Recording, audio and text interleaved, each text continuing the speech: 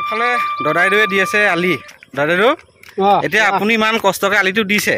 কোনবা যদি আলিটো ভাঙে কেনেকুৱা লাগিব আপোনাৰ মানুহটো পিটিবলৈ মন যায় হয় বন্ধুসকল এতিয়া হৈছে শাওন মাহ প্ৰত্যেকজন কৃষিজীৱী অসমীয়া ব্যস্ত হৈছে খেতি পথাৰত অত্যাধিক পৰিশ্ৰমেৰে তেওঁলোকে খেতি পথাৰত লাগি আছে আৰু যাতে তেওঁলোকৰ খেতি সোনকালে শেষ হয় আৰু আজি আপোনালোকক মই দেখুৱাই আছো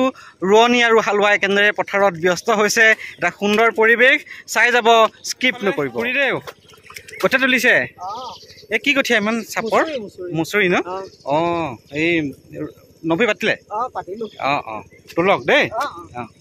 আৰু বন্ধুসকল এতিয়া কৃষি কাৰ্যত ব্যস্ত হৈ আছে প্ৰত্যেকজন চহা অসমীয়া আৰু মই আপোনালোকক একেবাৰে লগ পাই আছো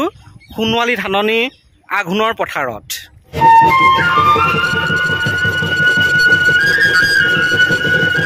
আৰু পথাৰলৈ এতিয়া ৰাইজ আহি আছে লাহে লাহে আৰু ধান এতিয়া ইতিমধ্যে শেষ হৈছে ফুৰি আহিলে নে আহিছে জক ফ্লাক্স লৈ আহিছে একেবাৰে নমস্কাৰ আঘোণৰ পথাৰলৈ আপোনালোক সকলোকে স্বাগতম জনাইছোঁ আৰু এয়া হৈছে কৃষকৰ ব্যস্ততাৰ সময় সোণগুটি বুটলাৰ সময় এই সময়ত ধাননি পথাৰত খেতিয়কসকলে মুখতে বিহুনাম গুণগুণাইছে বা কোনোবাই ৰবাব টেঙাৰ সোৱাদ লৈছে এনেদৰে পাৰ গৈছে তেওঁলোকৰ দৈনন্দিন জীৱন আৰু আহক আজি আমাৰ সোণোৱালী ধাননি পথাৰৰ সুন্দৰ সুন্দৰ দৃশ্যবিলাক আমি উপভোগ কৰোঁ ধান দাই আছে চাওঁ এইফালে নব এইফালে চাই দিয়ক এই কি ধান দাইছে এই ন খালে নে খালে চলিবা খালে ন হেৰি নহয় কেনেকুৱা লাগিছে ক ধান দাই আজি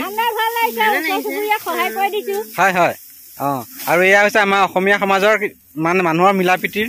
একতা ন আমি ঢেৰ কামৰ মাজতে ধান দাই আছো যদি বহুত ফূৰ্তি কৰি আছো 4-5 গোট খাই লৈ এতিয়া আমি তাৰ মাজতে বিহু এটা গাব খুজিছো আপোনালোকে বেয়া নাপাব চকলা টেঙা নাচি দিয়ক বিহু মাৰিবলৈ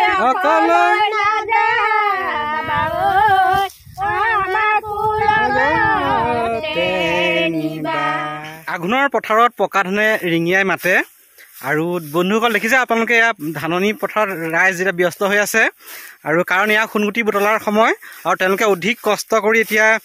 যেনে তেনে মাটিখিনি মানে ধানখিনি দাবলৈ যত্ন কৰিছে আৰু কাৰণ আমাৰ মাঘ বিহু আহি আছে তাৰ আগে আগে ধান দাই মৰণা মাৰি মানে ধান কুটাই চাউল উলিয়াই সকলোবিলাক কাম শেষ কৰিব লাগিব আৰু এইফালে দেখিছে দাদা কি ধান দাইছে মালভোগ ধান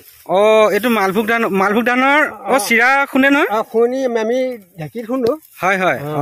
তাকে বিহু পাইছেহি আৰু লাহে লাহে ব্যস্ত হৈ আছে ধান দক দেই ঠিক আছে আঘোণৰ ব্যস্তময় পৰিৱেশ আৰু আপোনালোকে কোনে কোনে পথাৰত ভাত খাই ভাল পায় ৰবাব টেঙা খাই ভাল পায় আৰু চাহৰ জুতি লৈ ভাল পায় লগতে কোনে কোনে লেচাৰী বুটলি ভাল পায় জনাবচোন আইতা চাহ খাইছে নেকি চাহ খাওক এয়া ধান দাই পুৰা ভাগৰুৱা হৈ চাহ খাইছে ৰাইজে এয়া টেঙা কাটি খালি নেকি এইফালে কমলা কল ন আৰু এয়া এনেকে সকলোৱে মিলি জুলি চাহ খাইছে ধাননি পথাৰত আৰু এইফালে প্ৰণতিবা ন খালে নাই ৰাইজক জনাই দিয়ক ন খালো ধান আজি ছিগিব ধান আজি ছিগিব আজি সকলো অসমবাসী ৰাইজলৈ মই নমস্কাৰ জনাইছো আমাৰ আজি ধান ছিগিব পথাৰখনৰ পৰা আজি লখিমী নিব লাগিব নীতি নিয়মেৰে আজি ঘৰ ভৰাবগে লাগিব আজি তাৰপিছতে শেষ কৰিব লাগিব তাৰপিছতে মাঘ বিহুত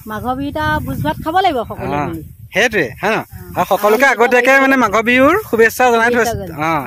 জনাইছো আগতে সোণোৱালী ধাননি পথাৰত আমাৰ দাদাই বান্ধি আছে এয়া ধান দাদা এইপিনে কি ধান বান্ধিছে কৈ দিয়ক ৰঞ্জিত ধান ন ঠিক আছে কাম লগাও দেই খুব ভাল কথা এয়া আমাৰ ভাইটিয়ে এনেদৰে আহিছে এয়া ডাঙৰি কঢ়িবৰ কাৰণে আৰু তাৰ নিচিনাটো বহুত এনেকে ঘৰতে বহি বহি খাইছে ন এতিয়া ভাল কথা যোৱা এয়া হৈছে মাটিমাহৰ মৰণা আৰু দাদাই খুব সুন্দৰকৈ দাদা মৰণা মাৰিছেনে অঁ অঁ এয়া মৰণা মাৰি আছে আৰু আমৈদৈ এইবিলাক অলপ আগ পিচ কৰি দিছে মাটিমাহবিলাক অঁ এইফালে আমৈদৈ এনেকৈ জাৰি আছে তাৰপৰা এইফালে নবৌৱে চালি আছে মাটিমাহ কাৰোবাক লাগে যদি আগতীয়াকৈ কণ্টেক্ট কৰিব আপোনালোকে 1 কেজিত কিমান বুলি কয় আমৈদৈ 100 টকা অঁ অঁ আমাৰ অসমীয়া সমাজত সততে দেখিবলৈ পোৱা এক চিনাকি পৰিৱেশ হৈছে এয়া মৰণা মৰা পৰিৱেশ দেখিছে আপোনালোকে বেকত সেই মৰণা মাৰি আছে খুব সুন্দৰকৈ অঁ এয়া আমৈদৈ এইফালে আহক আৰু মোৰ ড্ৰেছটো নাযাব কাৰণ মই বিয়া ঘৰত মানে ভিডিঅ' বনাইছিলোঁ তাৰ একদম বাহিৰে আহিছোঁ এয়া বৰা ধানৰ মৰণা মাৰি আছে আমৈদৈ এয়া মোৰ আমৈদৈ দেই আমৈদৈ কি খবৰ কৈ দিয়ক অঁ নমস্কাৰ দিছে আৰু আমৈদৈ মানে খুব আমাৰ প্ৰতি খুব আন্তৰিকতা আছে তাৰোপৰি আমৈদৈ খুব ধুনীয়াকৈ মানে ঘৰৰ কাম বনবিলাক কৰে এয়া ধান খেতিৰ বাদেও বিভিন্ন ধৰণৰ বাম খেতি কৰে আৰু এতিয়াও খুব ব্যস্ত হৈ আছে দেখি ভাল লাগিছে এই বয়সতো ভগৱানে আপোনাক সদায় সুস্বাস্থ্য প্ৰদান কৰক আমৈদৈ অঁ থেংক ইউ দিছে মোক আৰু এয়া আমৈদৈ দেখিছে আপোনালোকে এনেকৈ ধানবিলাক অকা পিছা কৰি দিছে খেৰবিলাক আৰু এইপিনে আমাৰ নবৌ এইপিনে চাই দিয়ক অঁ মৰণা ফুৰাইছে অঁ একদম কৰ্মব্যস্ত জীৱন আৰু এনেদৰে মৰণা ফুৰাই আছে আৰু এইটো হৈছে বৰা ধানৰ মৰণা হয়নে আমৈদৈ বৰা ধানৰ মৰণা বিহুলৈ একদম পূৰা ৰেডি হৈছে ন অঁ অঁ এয়া চাওক আপোনালোকে আৰু এনেদৰে কৰ্মব্যস্ত হৈ আছে প্ৰত্যেকজন এতিয়া চহা অসমীয়া ঘৰে ঘৰে মৰণা মাৰিছে ধান জাৰিছে কাৰণ লৰালৰিকৈ বিহু আহি আছে মাঘৰ বিহুত সকলোৱে মানে ফূৰ্তি কৰিব লাগিব ভোজ ভাত খাব লাগিব আৰু বৰা ধানেৰে চাউল উলিয়াই পিঠা পনা কৰিব লাগিব আৰু ইমানেই কৈছোঁ আজি আপোনালোকক আৰু ভিডিঅ'টো আজি ইমানতে সামৰিছোঁ যদি ভিডিঅ'টো চাই ভাল পালে তেনে লাইক কৰিব শ্বেয়াৰ কৰিব আৰু ছাবস্ক্ৰাইব কৰি দিব ধন্যবাদ।